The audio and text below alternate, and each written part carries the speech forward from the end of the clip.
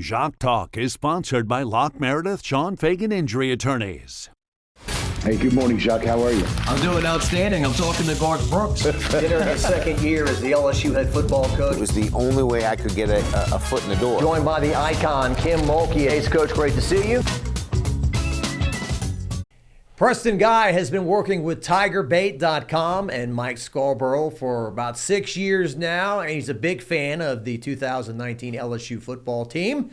He's a big force on social media as well. Preston, thanks for coming down and being on Jacques Talk today. Jacques, thanks for having me, man. Glad after 6 years, finally big enough to make it to your league here. Well, I appreciate the kind words, but you've done very well for yourself. You do a Monday night show, right? A Monday night show, post-game show with Scarborough. We write, we cover recruits, do a little bit of everything. Okay. Well, I hate to say this. This is how human beings are wired. The cell phone goes off a lot more and the clicks go off a lot more when LSU loses than when they win. Negativity, I don't want to say it sells, but it definitely is drawing a lot of people in to talk about LSU football. And in Brian Kelly's now 4th year at LSU, I feel like right now the noise is the loudest. This is the most disgruntled I have seen the fan base since he has taken over as LSU loses their second game of the year at Vanderbilt, 31-24 in Nashville. Yeah, no doubt the loudest. And I will argue this is the most negativity I've seen with the fan base since they lost to Troy in 2017. It is that volume right now. Yeah. I mean, it's just a lot. And I think it's because it feels like the bar is being lowered right now. It's just being the top 12. It used to be win a championship, right? And that bar is not being met despite having a coach you've invested more into than you have ever had to. And a coach to get rid of, you're going to have to invest even more to get rid of them. Well, Brian Kelly had his Monday press conference today. I think your guy, Scarborough, he called it before. He said he's going to come out with an opening statement addressing, because I was kind of debating what am I going to ask today. And I think what I decided was exactly what I just said. The fan base is very unhappy right now. Yeah. What is your message to them? But he comes out in the opening statement and says, we understand that there was a ton of purple and gold in the stands, which, by the way, the Vanderbilt Stadium seats 35,000. There were more LSU fans there than Vanderbilt fans. They took up that entire side, as Coach Kelly said, which leads to think, so it's 35,000. LSU had more than half of that. So there were literally like 15,000 Vanderbilt fans to see a team that's now number 10 in the country. Not exactly a daunting task, is it? I mean, you might as well go play an FCS team on the road. Yeah, it's a quirky, funny deal that Vanderbilt is in the biggest city in the SEC. Nashville, by far, is the biggest city in the SEC. They got a lot going on there with the country music and the music all together. Yeah. They've got an NFL team. They've got a NHL hockey team. But to think that a college football team in that city is only getting about 15,000 people to show up to see them play LSU is it's crazy. It's kind of the trend, though, in college sports. A lot of teams that are in major cities aren't necessarily big with their college sports. Look at like Las Vegas, I mean, just when there's pro sports, just more of the local resources tend to go to those pro sports, and right. a lot of times you see like Alabama, there's no pro teams in the state of Alabama, but right. Baton Rouge far enough from New Orleans to be kind of distant from it. It's like a suburb, it's just kind of that's the way it goes in college sports. Yeah, we went to Clemson season opener, less than 20,000 people. They got an 81,000 seat stadium there. Auburn. Oh, yeah. All right, so LSU loses, and the ex-players have been very vocal. They've said the team looks soft. They've gotten pushed around. The offensive scheme is not good. The head coach is not giving off the kind of energy that they would like to see from the head coach. So he gets out today, as Scarborough said. He said he's going to have a disarming opening statement. And so once he says, look, we understand, everyone's upset, the players are upset, we're upset, then you can't ask the question, well, what do you say to the fan base? Well, I just told you that we're upset, everyone's upset. So he gets out in front of that a bit. And but anyway, there's nothing really he can say at these press conferences at this point. Right. It's Missouri, show me, and show me state. And so now they've got a game against Texas A&M, and really their mulligans are gone, Preston. They have to win out to make the playoff. Correct, and that's the goal now, and that's the bar. It feels like a lowered bar since he's gotten here, but I don't think anybody's arguing LSU's a top 12 program. I mean, what resource does he have that's not top 12? Recruiting base, time, money. I mean, it's all you should be able to make the playoff at LSU. Well, now you might have had a mulligan if Clemson had turned out to be a top 10 team like we were thinking. They're not. They're 3-4. They're atrocious. And you don't really have a quality win at this point. Every good team you've played, you've basically lost to. So, yeah, you have to win out. And that seems to be a very daunting task given, you've just lost to Vanderbilt, who was probably the most winnable, other than Arkansas and Western Kentucky down the road. Now you got to go to Oklahoma. You got to go to Alabama. And this weekend you're hosting undefeated Texas A&M, top 3 team in the country. They're gassed up for this game in a big way. I don't think they've won in Tiger Stadium since they entered the SEC, if I'm not mistaken. I looked that up before you got here, and I think the answer to that is no. They have not won in Tiger Stadium. The last time they won was, I think, the 1994 season opener, back when Curly Hallman was there. His last year at LSU, a few weeks, I guess, before the interception game with Jamie Howard and so forth. But yeah, they haven't. They joined the league in 2012, I think, was their first game when they had Johnny Manziel, first year. LSU went over there and beat them. But yeah, every time they've come to Baton Rouge, they haven't won. So right now, LSU, if they lose this game and they have 3 losses going into a bye, then that really sets you up for the old cliche of rats running off the ship and in the modern day era, which I don't, look, there's a lot of things about the modern day era, Preston, I don't like, in the old days, in the 80s and 90s, 2 teams played the national title, and everybody else is like, well, let's try to get a nice bowl game on New Year's Day or a bowl game in Florida, and that would still be a nice season, and we get excited about that. This 12-team playoff has totally zapped any excitement out of any game that is not in the 12-team playoff. And so when you're not in that, it's kind of hard to keep everyone excited. Yeah, it's one of the big, flaws of college football right now. And unfortunately, it's a big downside of this college football playoff, really since the 14 playoff. Interest in bowl games are just nada, man. I remember, bowl games used to be a big deal. Remember when they beat Miami in 05, 40-3, how exciting that was?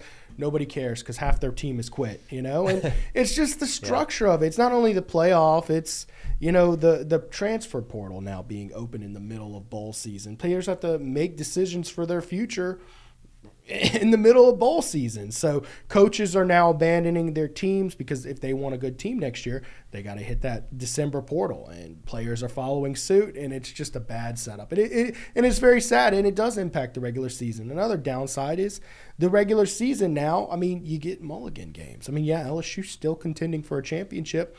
In the BCS era, they're done. And you're just playing for that bowl game. Well, I've covered all the bowl games. Brian Kelly's first year, they played the Purdue Junior Varsity. Basically everybody on that team opted out, of significance, and LSU beat them 63-7, I think it was. Then the next year, Wisconsin team, decent team, unranked. Anyway, I think the best attended of the 3 was the Texas Bowl last year against Baylor. Those other 2 in Florida, no one's there. People aren't buying tickets, and they're saying, I'll save my money for LSU baseball in Omaha or the season opener next year for LSU football or whatever the case may be. But right now, our disappointment with LSU football is expectations. Nick Saban said a long time ago, are you happy or sad? Expectations. If I buy a stock for $5 and I sell it for $10, I'm happy. If I buy it for $5 and sell it for $2, I'm unhappy. Brian Kelly said before the year, this is my best roster since I've been at LSU. Sure. We need people to pay for the players. Well, they've got, as far as I was told, even higher than $18 million, maybe more like $20 million in this roster. And the games we talked about during the preseason, this Clemson game, got to win that one. Got to get the monkey off your back. Got to win the first one. They win that one, and both Florida and South Carolina were in the top 15, if I'm not mistaken. So we didn't talk as much about maybe Ole Miss and Vanderbilt, although Gordy Rush apparently was talking about Vanderbilt. This is a tough spot for LSU. So right now, people are wondering, Brian Kelly, are you going to break us through to being elite again, or are we in 8-4, 9-3 land? Yeah, and look, man, in this day and age, it's like belief in your coach helps you win in such a more direct way than it ever has, because boosters can choose what funds to donate to. They can choose to donate to Taft. They can choose to donate to your NIL fund. They can choose to donate to a coach's buyout if they want to. And if you don't believe in your coach, why would you be donating to players just to see them wasted? I mean, a lot of people are looking at this and saying, well, he's wasting $20 million of talent right now on the field. A lot of people believe in this 85. I believe this 85-player roster is good enough to be in a 12-team playoff. I don't think that's particularly close, in my opinion. And so belief is now at an ultimate low. In my opinion, it would be a Herculean task to come back from this and turn this into a contending program, because you got to earn back that belief. The good news is you've got an opportunity this weekend against Texas A&M. You win that game, a lot of that faith's starting to be rebuilt, and the excuses people are making for you still kind of there, but you got to win out to make the playoffs. Well, it's supposed to be a close game. LSU's only a 2.5-point underdog to a team that's number 3 in the country. Correct. Undefeated.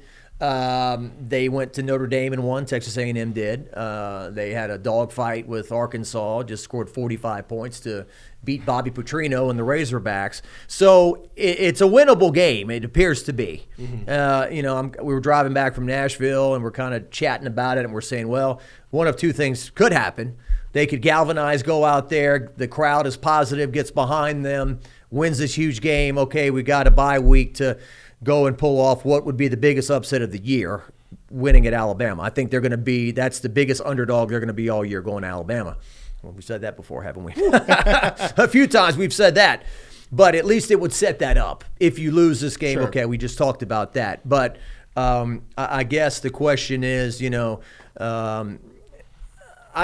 Twitter and Facebook and all that, it's a good place. It's a good place to get the pulse, but at the same time, I think it's much more negative than the guy at the grocery store and the gas station or the gym that I bump into talking to about LSU football. But the whole fire the coach, they're not in any position to do that after this year. I don't know that they have $53 million to blow on it. Although you do start to think about these finances, okay? I mean, I think most people are universally of the mindset, if you're going to retain the coach, you got to at least revamp this offensive coaching staff and get something going there, because this offense, they're one of 2 teams in the FBS who haven't scored 25 points against the P4 team. I mean, it's them and UNC right now. Wow. That's not good company to be in, North Carolina this year.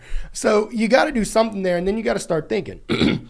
Let's say you revamp your offensive coaching staff. What kind of coach are they going to let Brian Kelly hire? And that's going to be telling to me. If you remember, after Coach Orgeron had to fire Bo Pelini, they gave him, $2.3 million to hire Bo Pelini. Yeah. A contract I don't think they ever should have signed off on. He was coaching Youngstown State, making $100K Certainly, a year. I was talking to Fajoko about that last week. A very bizarre hire. You're the hottest thing going in college football, off the greatest team of all time. It feels like you could have gotten anybody in the country right. to be your defensive coordinator. I say anybody, but somebody of clout, and you circle back to Bo Pelini, who right. is a big part of LSU's history. In 2007, won the national title.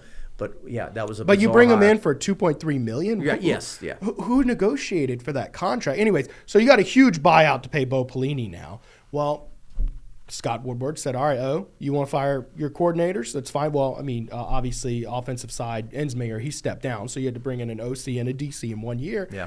Here's $1 million, low buyout. Go find someone, and you end up settling for Jake Peets and Durante Jones, both rookie coordinators, never called plays, position coaches in the NFL, and we saw the result was 6-7. That's what happened to that team that year, and it was almost like a death sentence for Orgeron in a respect. I think they had 7 new assistant coaches on that team, if I'm not mistaken. I think Durante has proven to be a pretty solid coach. Yeah, Peets is still coaching in the NFL, but he wasn't maybe ready for that. But this is who you got to hire, because they hear the coach is on the hot seat. Yeah. So we don't want to move our families to a place and then, Blake Baker's there 1 year and then has to move to Missouri. I mean, in retrospect, this has to be one of the more underwhelming coordinator hires we've seen at LSU. I mean, there's been a few, like maybe the co-coordinator year in 2008 where they kind of just promoted some guys. Maybe Sloan was a little underwhelming, but you kind of bought into the hype with what he had just done with Jaden Daniels and what he had helped with that offense in 2023. But, I mean, certainly that was underwhelming, and certainly those aren't the kind of guys you typically see at a program like LSU hire when the head coach is in good standing. So I think that'll be eye-opening, is if you have to rehaul this offensive staff after the season, what kind of budget are they going to give Brian Kelly? Because you could dig yourself a deeper hole if you buy all these coaches out on your offensive staff out, and then you have to go get some big-time, $2+ million coaches with big buyouts. If you're preparing to make a move on Brian Kelly, you could dig yourself an even deeper hole by getting some coordinators. So Mike Scarborough brought that up on our postgame show. It's like, I don't know, man. You start looking at the value of these coordinator deals and how much more money it'll cost to overhaul the staff. Maybe waiting a year doesn't actually save you any money if you think it's imminent, So all these things are things to juggle. Then you got to juggle what LSU has been under the road under Brian Kelly. I mean, in the regular season, LSU is 8-11 on the road.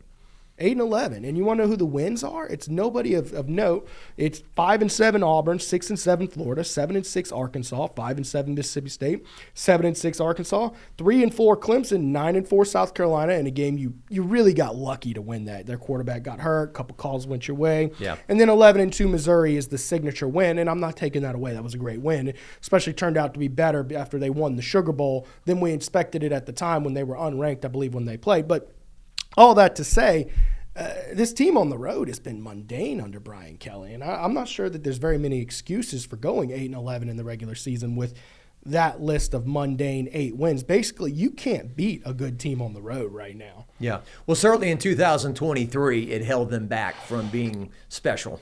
They had, it was a neutral site game that they got smashed against Florida State, but the 2 SEC losses at Ole Miss, in which they scored 49 points and lost because they gave up 55. And then in Tuscaloosa, Jaden Daniels and company are moving the ball up and down the field. They have 28 points early in the third quarter, and then Jaden gets knocked out of the game, and they can't come back. They lost 42-28. So, yeah, those 2 road games in particular, if they could have split, maybe it's a different discussion about where that team would be. Yeah. But, yeah, I mean, they have lost their 2 road games this year. They lost at Ole Miss, which feels – like, are you surprised that the offense is where they're at right now? I mean, at the end of last year when they played Oklahoma, Nussmeier throws 2 beautiful deep passes to Chris Hilton, who this year has caught 4 passes for 30 yards, if I'm not mistaken, at this point. That has just been, wow, what happened there? And then the bowl game, they really moved it and played well against Baylor. But this year, I mean, even the touchdowns they're scoring, the long one that Xavion had, I mean, Nussmeier, it feels like there's 15 guys around him. He throws it out, Xavion catches it, and it's a pretty big 2 individuals teaming up for a play, as opposed to this team really struggles to methodically or move the ball with something they can consistently hang their hat on. It is shocking to me coming into the season. Now, we were at fall camp, and we saw offense looked hit and miss during the fall camp. We saw that. I think we all kind of expected it to look a little bit better than what we saw, particularly when Nussmeier wasn't playing. We had those Michael Van Buren days that just looked pretty brutal out there.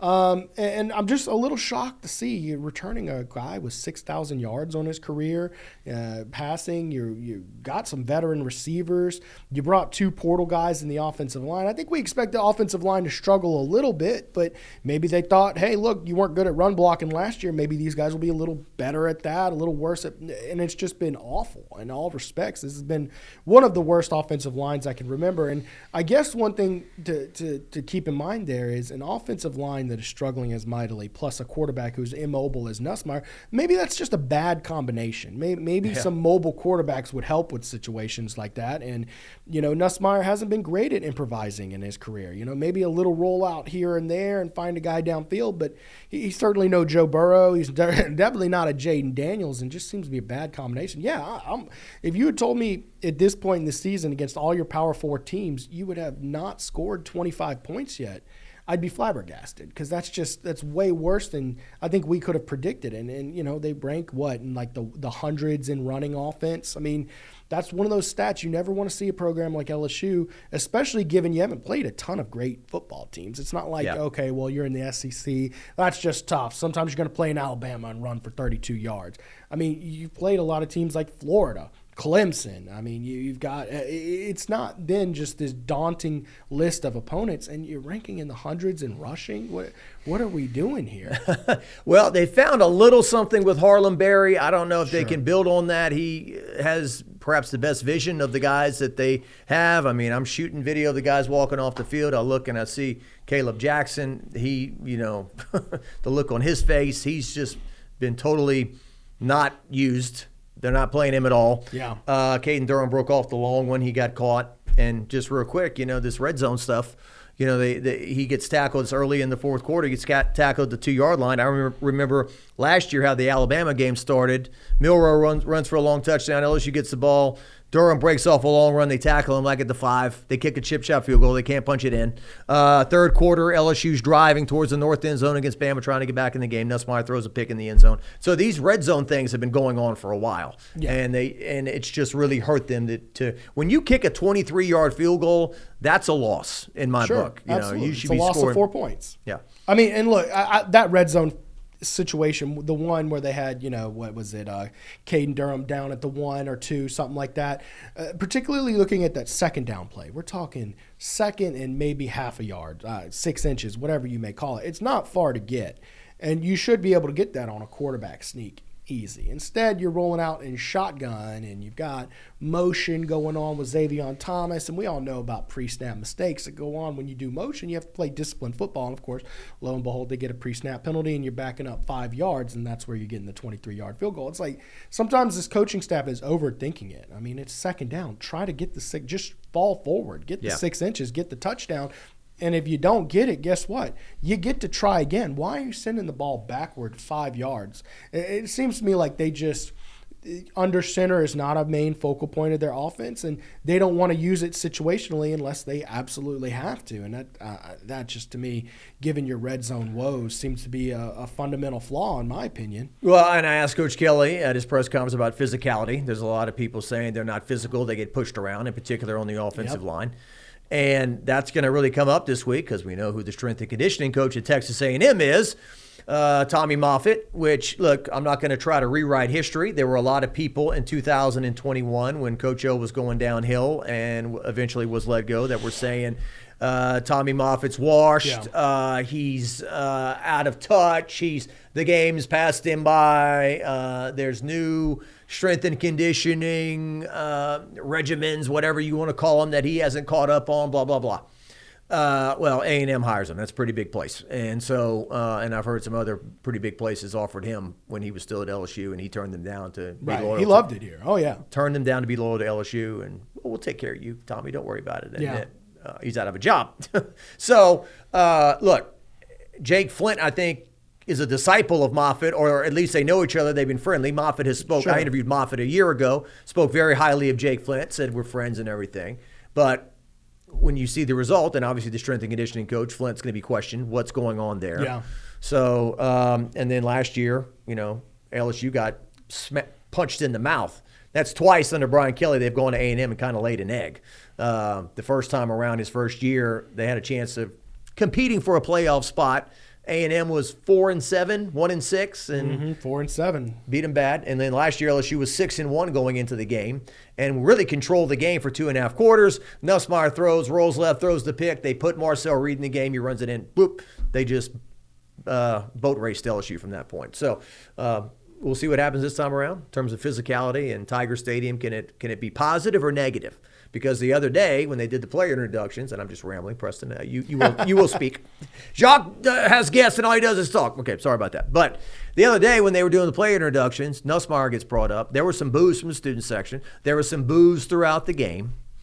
And in this new NIL era, I mean, you and I would take the money. We would do the commercials. But when your quarterback is struggling and he's on billboards all across town and he's on commercials, radio commercials, I'm Garrett Nussmeier, and I drive Mercedes-Benz of Baton Rouge. Yeah. And you're 22 driving a Mercedes-Benz. The guy working the 9-to-5 job, digging a ditch, probably doesn't want to hear that. But regardless, it's a more of a professional feel now. And the fans are going after the players more than they used to. Oh, then, with money comes accountability. That's just the nature of the business. It's hard to feel bad for someone who's making 10 times as much money as you. And, maybe most people would take that trade. You multiply my income by 10 times, I might take 10 times the criticism as well. So, maybe that's not necessarily a bad thing. But, yeah, I mean, certainly Nussmeier deserves some of the criticism. And then you got to question his health throughout the year. I'll say good news is the last 2 games, he certainly appears to feel physically better, and the offense has taken steps forward.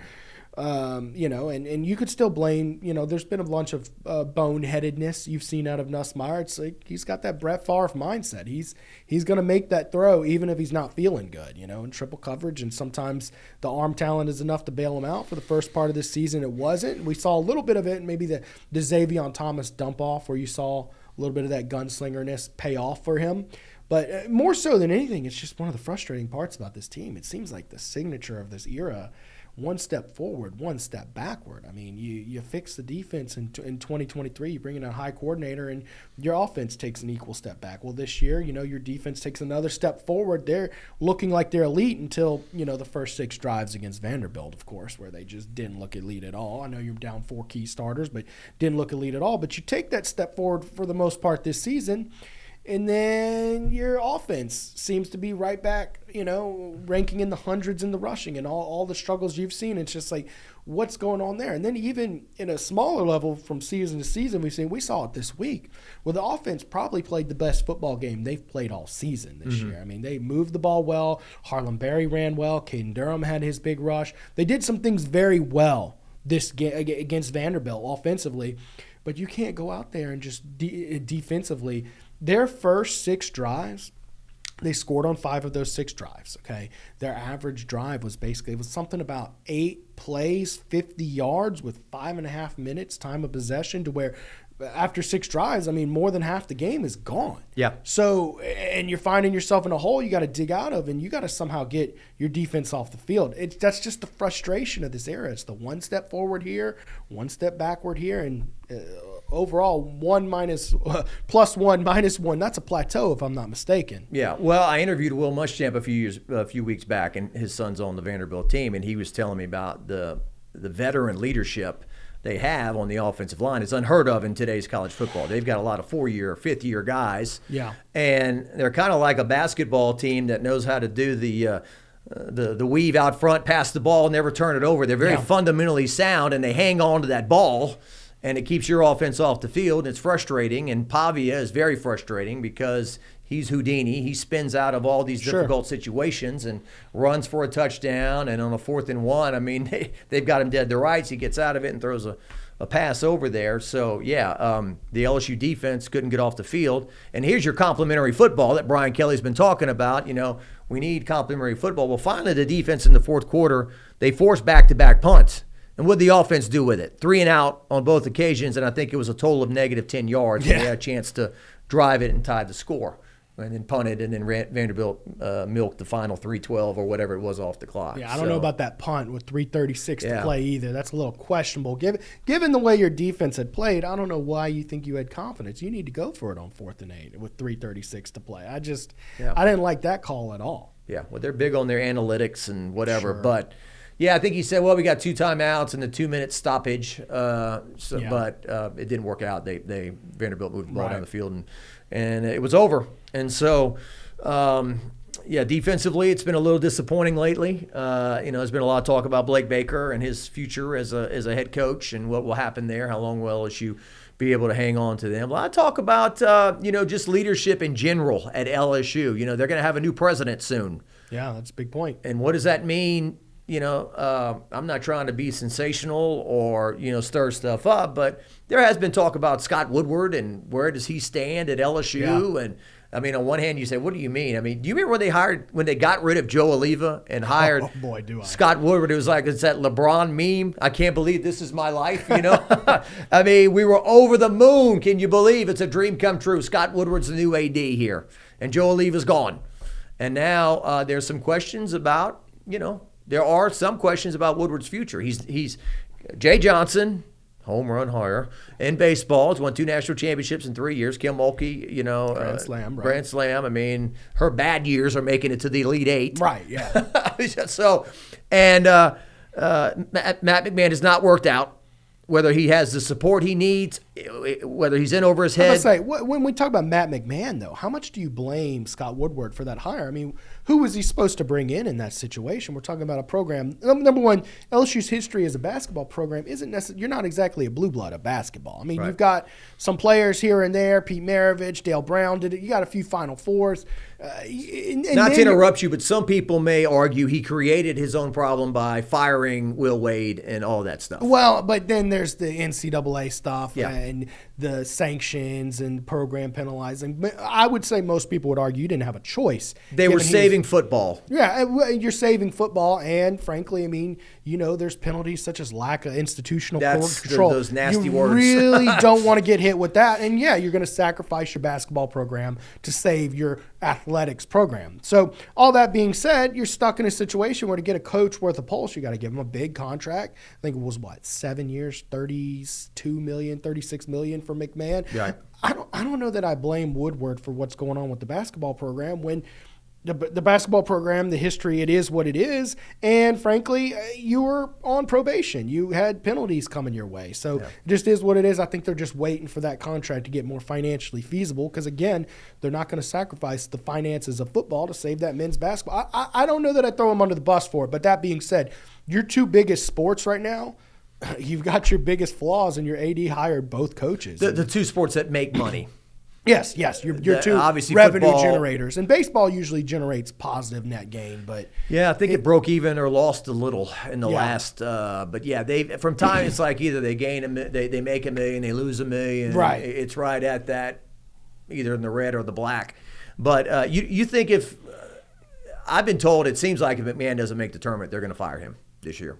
Look, I don't have as much on the pulse of that. It just seems imminent. I mean, it just seems like, they got to get something together. This is his fourth season, and essentially they've been bottom of the SEC that whole time. Yeah. It seems like he recruits well and does some things well, but then it comes time to play games, and you just cannot be you can't even be close to Yeah, I don't want to be right negative. now. I hope he does well. I've enjoyed covering him. He's a nice man. He's a good guy. Yeah. And then people say, you're a nice guy, good guy. It shows he's not a winner. Yeah. They're going to say that. But I think there's a question about does he have the – I've heard they've put $8-9 million into the roster this year as opposed to I think it was 1.82 a year ago. Yeah. But still they're picked 15th out of 16 teams in the SEC. The preseason poll means nothing.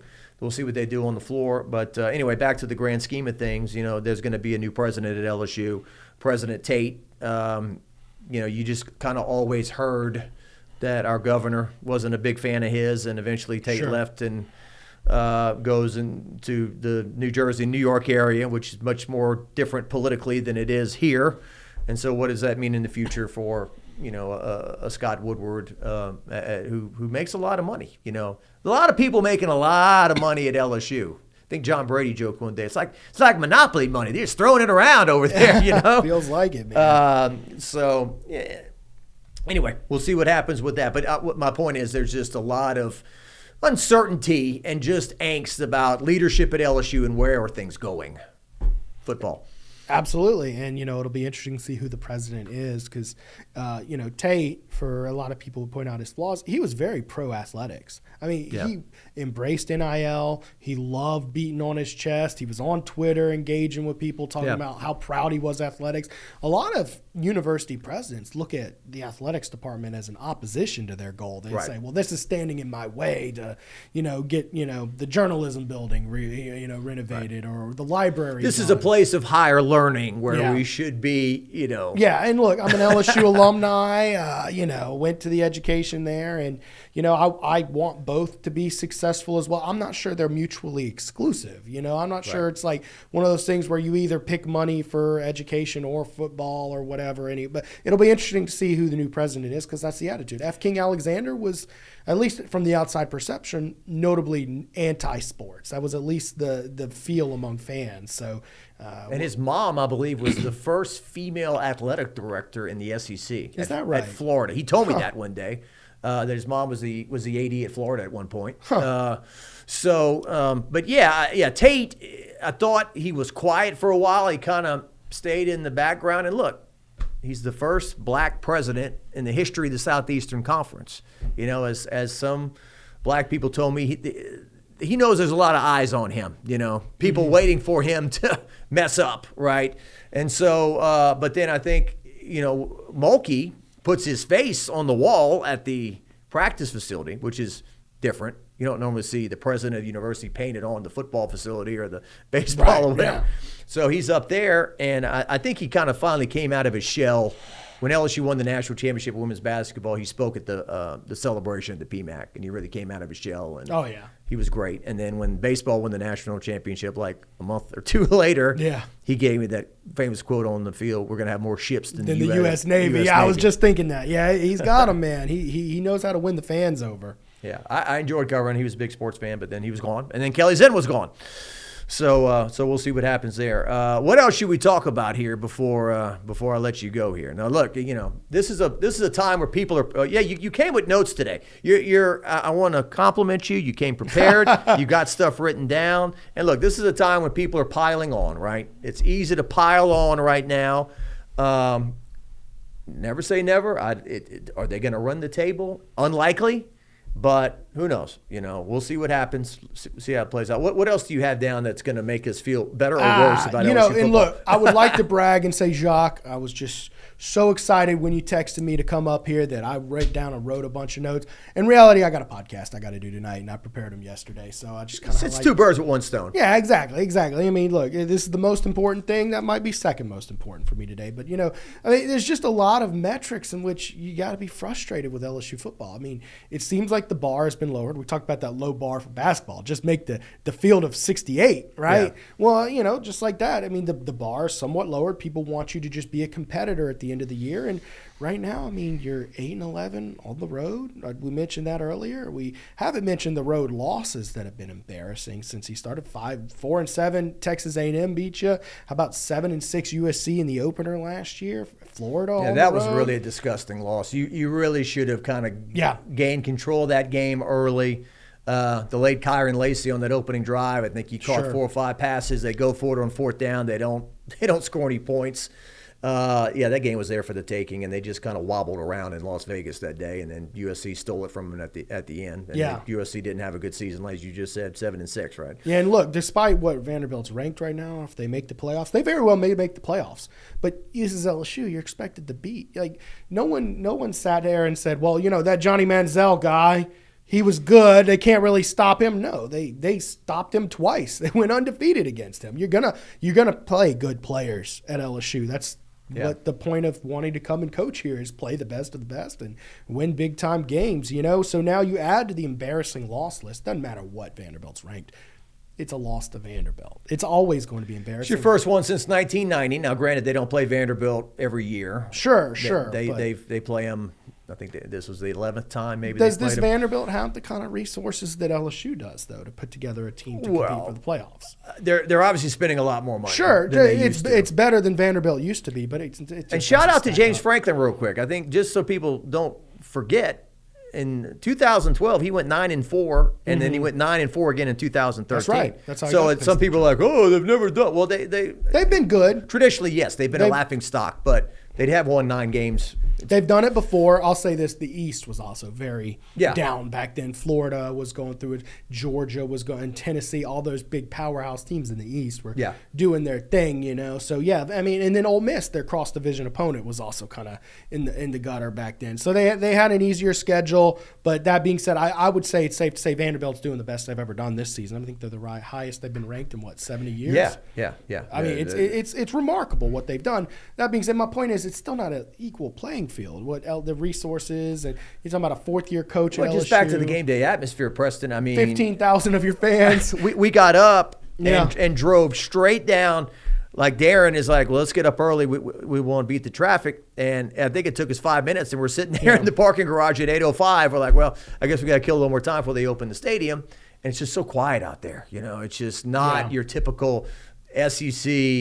People are noisy, and it's 11 o'clock kickoff in the morning, obviously. So, but still, it's still an interesting place. You've got viral clips going around now of Vanderbilt linemen pancaking 2 of your defensive linemen on one play, and that's just not those kind of clips aren't things you want to see coming out of when you have a road trip to Nashville. I mean, the last time they went to Nashville, I think it was Adrian McGee went viral for doing the same thing where he knocked out 2 linemen for Vanderbilt. That's how it should go. Right. And, of course, no matter what the context is going to be, if, ands, buts about it, I mean, you lost to Vanderbilt. I mean, everybody's going to harp on you. And Alabama did it too, by the way, but – that was a first-year head coach, and he righted the ship this year. We went to Vanderbilt and whooped their tails this year. Well, the last 2 times they went before this one, LSU scored 66 points. They could have scored 100 if they wanted to. I mean, Jamar Chase is just running by his lonesome in the secondary. Justin Jefferson, all those guys.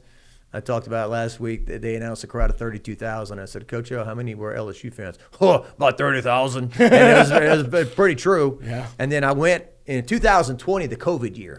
They went and played at Vanderbilt. Oh, yeah. That's and the they one big win, 42-7. 41-7. Miles Brennan looked excellent. Yeah. Terrace Marshall was looking good. That was bouncing back from the awful season opener against Mississippi. Yeah, talking about 2020 is just kind of weird. It was did we really play? Happen? Yeah. It feels like a fever dream. They let 2,000 people in the stadium, all students. They wouldn't let any parents in. They were over the top with their COVID in Nashville, but except in the streets, there were people on Broadway like. It was odd 2019, but it was a weird. I remember Preston after the LSU Arkansas game. First of all, I fly up to Arkansas on Thursday. When I get there on Thursday night, the game is hanging in the balance. They're not sure if they're going to play or not because Arkansas may not have enough players. Yeah, the COVID players being out. The Bama game got canceled. Man. Do we have enough running backs? So they had just enough. So we're going to play. Oh, okay, and Felipe Franks is playing for Arkansas. Threw a couple of deep bombs. Former LSU commit. And that was the Cam Cameron days and all that, right? Oh, boy. Jay Ward blocks a field goal, I think. LSU hangs on to beat Arkansas. So I'm trying to shoot my stand-ups. The place is completely empty, and they tell me, sir, you have to leave. You have to shoot your stand-up outside the stadium. I'm like, there's 73,000 empty seats. There's nobody here. We're outdoors. I'm sorry, you have to go shoot your. That's a stand down at that point. That's what we were doing during COVID. Yeah. All right. Brian Kelly has a 10-year contract. More and more people are, as we wrap this up, I'm just all over the place. This is how I do it. But more and more people are discovering that. It's funny. It's like it's been that way from day one. Yeah, and it's like, wait, what? 10 years? And like Napier, I guess, what did he have at Florida? Was it 5? And then did they extend him at some point? I'm not sure. No, definitely not extended. I think he just had like a 7-year contract. 7 year. He had a $16 million buyout. Scott Strickland looks pretty smart today, doesn't he? Yeah, only $21 million. Is that what he got? $21 million? Something like that. It was no $53 million buyout. I'll tell you that. Yeah. By the way, these tens of millions dollar buyout, man. Just from a non-football fan, non-LSU reporter standpoint, it's disgusting. It is gross. And look, I love college football more than anybody. I think for $50 million, they need to fix that LSU library. I'll say it right now. Fix the library for the students. Don't give it to some guy to sit on his you-know-what and do nothing. Cancer, roads, anything. Yeah, and, doesn't it feel like it almost has to leave the sports world? Like, I don't think ADs and agents are going to fix this problem. It feels like maybe a politician, and I hate talking politics, but it feels like it's not in our realm to fix this problem. I think Hannegriff talked about it on his postgame. A caller called in and said, and I think it was Jamarcus Russell when he got drafted. Yeah. First pick overall. He was making a lot more money than Peyton Manning, who had proven himself and was one of the best to do it. And it's like, okay, we've got something fundamentally wrong here to give these rookies who haven't played a snap more money than. It's a good comparison, man. And they fixed it. Yeah. Now, I don't know if they can fix this or not with these coaches. It's just there's a lot of things, Preston, about the game right now that are just they are exhausting me. As Rocky Balboa said, the world ain't all sunshine and roses, kid. So the LSU I grew up with when I was younger, okay, you learned about real life. But, I think people are drawn to LSU football because of 2019, the earthquake game, Kevin Falk on the front cover of Sports Illustrated. These are the things that make people feel good.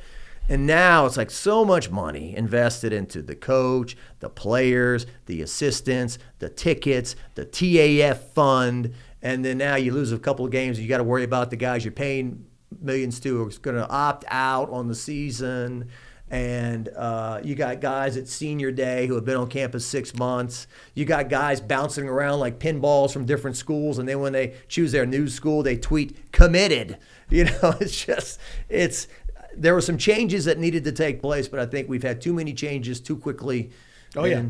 That's where we are. And look, you talked about the rookie contract situation. I mean, basically, if you were a first overall pick, you were the highest paid at your position. It was unbelievable. The difference is the NFL has a strong governing body, right? The NCAA is basically, they're more suggesting rules at this point. They have no power to do anything. They've been completely handcuffed. So that's why it's got to go to someone bigger than the sport. You can't just go lobby to. You lost your mic there. I think I'm okay. There we go. Sorry. I don't think that Scott Woodward and I don't think that the NCAA powers that be have the power to fix a situation like this. What are you going to do? It's the free market at this point. The free market is dictating that to not coach football, you need to be paid tens of millions of dollars, and that's a wild place to find yourself at, just like the quarterback contracts were in the NFL. Yeah. Well, growing up, I didn't pay a whole lot of attention to it. I just loved LSU football, but there were these people that hated the NCAA with a passion. These kids, y'all are exploiting them. Y'all are making money off of them. They don't get paid anything. And then there were cases over the years. Was the team that won the basketball national championship were hungry. We don't have anything to eat. Remember that? After the game. I can't remember which team that was, but anyway, Tommy Hodson told me one time, he's like, yeah, we used to go to McDonald's or Burger King for $1 day because we didn't have any, we didn't have a whole lot of money to eat. I bought a car, I had to give it back because I couldn't pay for it, those kind of things. So, we got to find the happy medium between them. So, all right, tigerbait.com. What else do we need to know before we let you go here? Y'all tune in, man. I got my podcast every Monday night, the LSU Football Fix, where we talk all LSU football. Every Monday at 8 p.m. I've got Zach Nagy on there, who's a great detail guy, man. I don't know if you ever had a chance to run into him, but he's a great guy. I love having him. We do our post-game show. We're trying to do it as soon as the game ends, particularly the road games. We got to go home from Tiger Stadium, press box when it's a home game. But we try to get that rocking and rolling. It was a big one this weekend. I guess if they don't come out with either way, it'll be a big one this weekend. If they win, it might be bigger than a loss this weekend. Who knows? So y'all check us out there. But everything's on the website, tigerbait.com. If we're doing it, we put it there. Also, my Twitter is always there. Yes. PGuy77. I put a lot more casual stuff. If I put some real elbow grease into it, it's on tigerbait.com. If I just have a random thought, it goes to Twitter. And in closing, James P. Bitterman is your father-in-law, correct? He is. Yeah, he's my father-in-law. Radio legend out there in Lafayette. In Lafayette. He used to have the Mr. Bitter show on Sunday mornings, I believe. Mm-hmm. And he was helpful for me. He was a lot nicer when I met him in person than the guy I heard on the radio. Like this guy, he was kind of like Lafayette's Condon. That's a good way to put it. He loves Richard Condon, by the way, man. Condon, if you're listening to this, man, James P. Bitterman is your biggest fan. He raves about you every single time I talk. Every Christmas, Thanksgiving, Condon's coming up, baby. Yeah. Well, it's funny because Bitterman on the radio, he get loud, but then he talked to you on the phone. What's the deal over there? What's happening with that team? He kind of whispers when he talks to you. He's like, what's the deal with Brian Kelly? What are they gonna do about that? So anyway, he's a great guy, and so are you, Preston. Thanks for coming down. Thanks for having me. Hey, we got to get Bitter in here next time, huh? He'll get you some views. Bitterman and Condon. How about that? We'll have the two mouths of the South here. On Jock Talk. Thanks for dropping by. Hey, go Tigers. Positivity this weekend in Death Valley against Texas A&M. We'll see you later.